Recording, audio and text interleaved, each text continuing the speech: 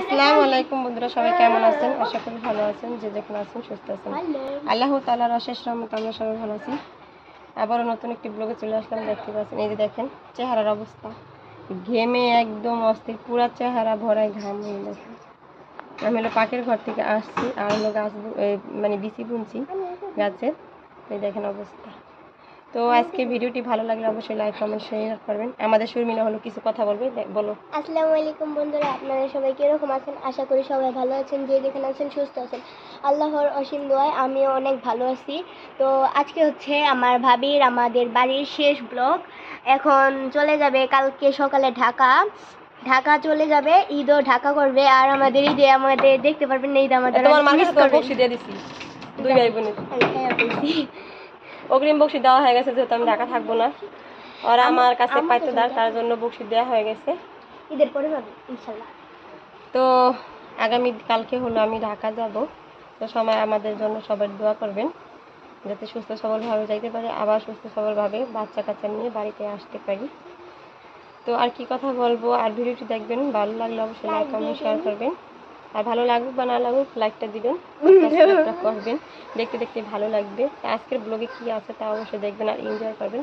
তো এই পর্যন্ত আজকের মতে ভালো থাকবেন, সুস্থ থাকবেন, এখানে বিদায় নিয়ে নেব। সবাইকে আসসালামু আলাইকুম।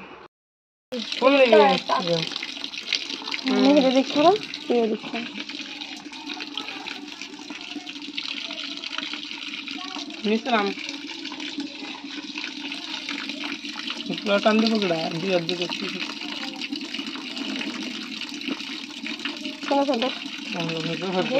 ভালো করে ধরে আছে দেখছি, পাঁচটা সময় ধরে দে।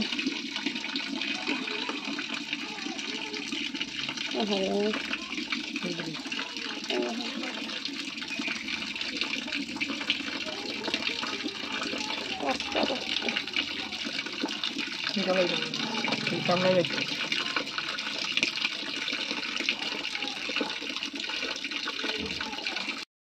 এই যে আজকে হলো খিচুড়ি রান্না করছি। তো এই খিচুড়ি হলো এখন খাইতে বসবো। ছেলেরা হলো নামাজ পড়তে গেছে, আমি নামাজ পড়ে উঠছি, তো খিচুড়ি খাবো।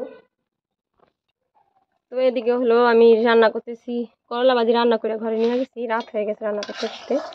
ভেন্ডি দিয়ে আর হলো পাট শাক দিয়ে ডাল রান্না করতেছি। তো কালকে পাট শাক দিয়ে ডাল রান্না করছি, আজকে আবার অল্প পাট শাক আর হলো ভেন্ডির সাথে রান্না করতেছি। তো ডাল ভেন্ডি পাট শাক মজাই লাগে, যেখানে অবশ্যই খেয়ে দেখবেন।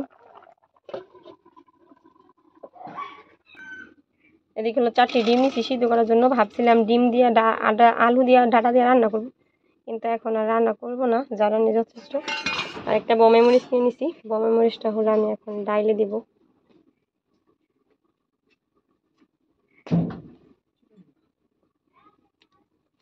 রাঁধছি না, ডাল রাঁধতেছি না, তো কাটা হয়ে গেছে।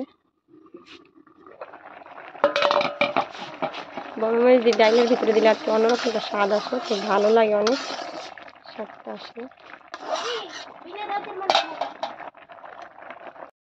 এই দেখতে পাচ্ছেন আমি হলো বিচি নিয়ে নিছি, করলার বিচি। তো করলা হলো পেকে গেছে, এখন কিছুটা বিচি আমি লাগিয়ে দিব। এটা হলো আবাতি, এগুলি হলো বাতি হয়ে গেছে।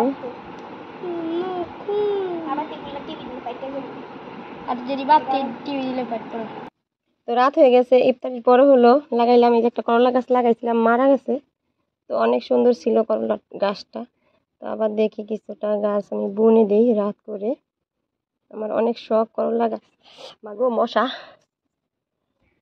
কিন্তু হয় না, না হইলে আর কি করার, কিছু করার নাই।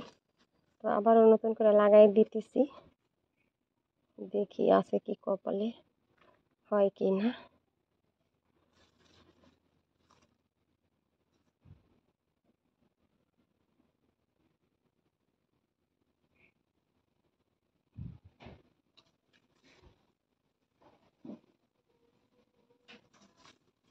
একটু পানি দিয়ে দিব।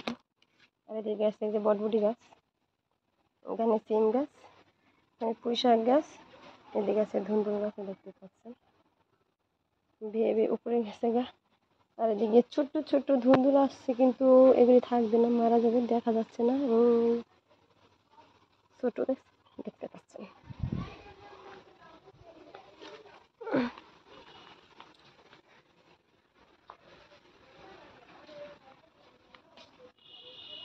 গাছটা লাগাইতে দেখি যাই গেছি আর দেখি ছোট্ট একটা ব্যাঙ লাফাইতে লাফাইতে এদিকে এলো, আর এদিকে এই যে দেখেন বড় একটি ব্যাঙ বৈশা রয়েছে।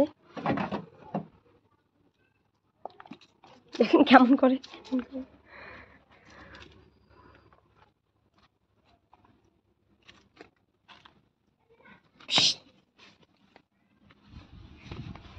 এই যে ভিতরে ঢুকে গেছে, কইরা কোথায় জানেন ঘুরে আসে।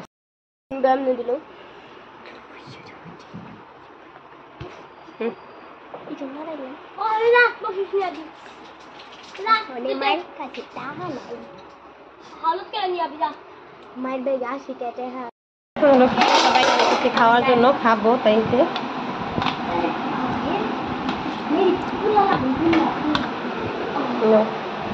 ফুচকা দেখতে কিন্তু অসাধারণ, খেতে কেমন লাগবে জানি না অবশ্য।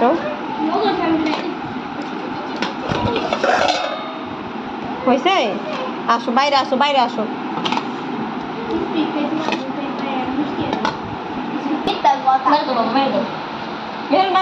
প্রতিদিন এই যে খেতে বসেছে, কথা বল না, খাও। আমরা হচ্ছে চ্যালেঞ্জ রাখতেছি